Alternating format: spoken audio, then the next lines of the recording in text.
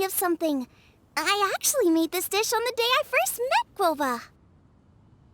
How did you first meet? It was in a cave in the mountains. I ducked inside to get out of the rain and saw an offering table in there, so I put the cornbread buns I'd brought with me on it. Then I ended up falling asleep, and when I woke up, I found out that Guoba had eaten every last one. Guoba followed me around ever since. We're practically family now. Hold up! Stop the conversation! Look! The stone!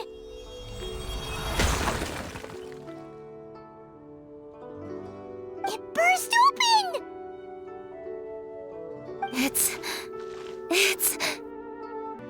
Guoba? What are you... What? Mother? Ah, I see the chili mince cornbread buns have been served. Master!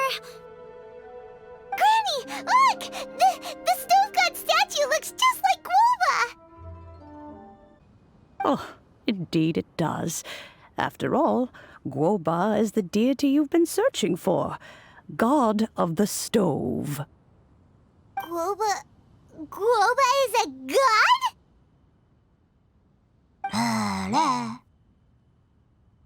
You asked me if a sufficiently festive atmosphere would be enough to reawaken the stove god, and my answer is this: yes and no. The stove god has always been a deity with great affection for the people, and who acts in response to their desires. To him, the heart's passions and the heart's desires are not the same thing. Passion can be a technique, a skill, something derived from experience. But desires, they are deeper, more innate. They are the heart's strength in its purest form. Masterful chefs is wonderfully exciting, but it is more an exercise of passion than of desire, and passion alone will not suffice to reawaken the stove god from his deep slumber. But just now, when Kuching ate this dish she had longed for, a deeply held desire was fulfilled. As well as receiving an answer to her question, she also gained something much more precious. A moment of poignant nostalgia so vivid, it felt like she was right there alongside her grandfather. The enormous power unleashed by the fulfillment of this desire resonated with the stove god's statue and caused it to manifest once more the form it took in the past. Of course, the stove god himself is not contained within the statue. The true stove god has been here with us all along.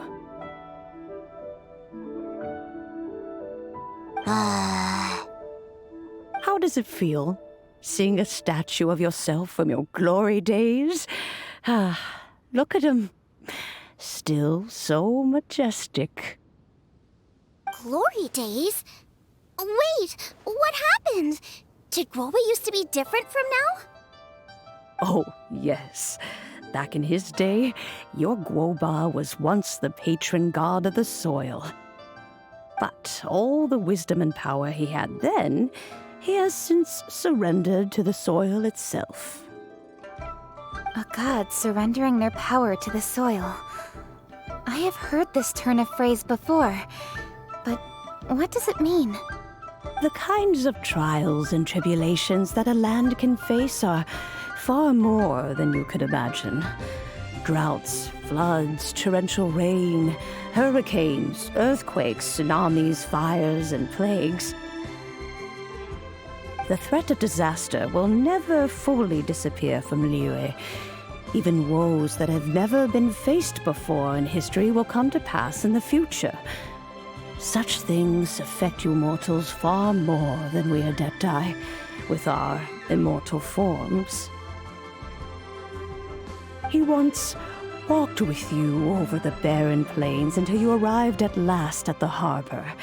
He joined you in building your dwellings and lighting the stoves. It was his hand that lit the very first street lamp of Liyue and brought the aroma of cooked food into every household in the land. You mortals no longer remember him, but back in the age when you did, he was the closest of all the Adepti to the common folk.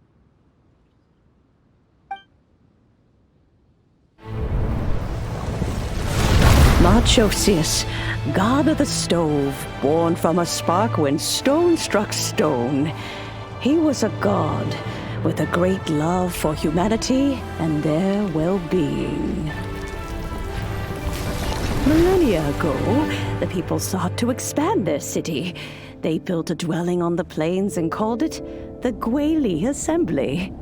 The stove god cared greatly for the people, turning himself into minions who went into every home, fostering food and solidarity alike. Alas, their home was taken by a flood. The waters ravaged the Gweli Assembly and forced the people back south to Liyue Harbor. Though the distance was not far, the journey was plagued by a terrible storm. For a dozen days, the Adepti stayed by their side. During this time, the stove god cooked an ancient delicacy, flatbread with a meat sauce to stave off the cold and damp, fit for those on the move. Centuries later, disaster and plague arose once more. The stove god would appear no longer, for he placed all of his power into the land itself to quell the calamities. His power expended, and his wits greatly reduced. Thus his body decreased in size. By the time he parted ways with us, he wasn't even the height of a human. He told Rex Lapis and I of the dishes that bring joy and of the secrets of the flame, then went into the mountains and entered into a long slumber.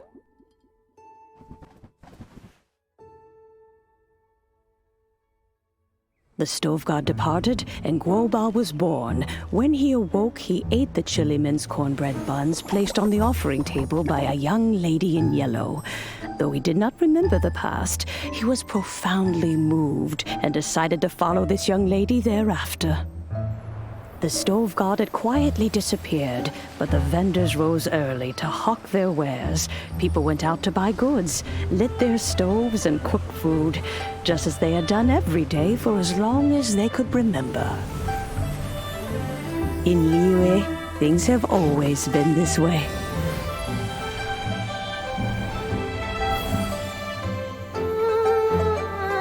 Nature provides, the mountains rejoice.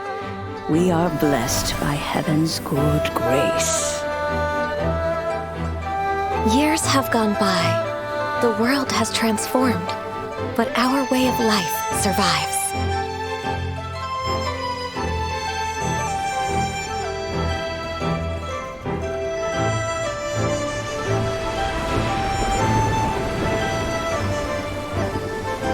Fame and fortune is only a season.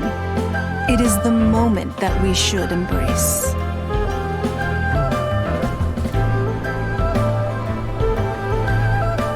Past meets present. Heritage becomes legacy. Long into the future may we thrive. Hi, Dad. I'm back. Hey, what are you doing there? I should be the one handling that. Oh no! Guoba's taken off!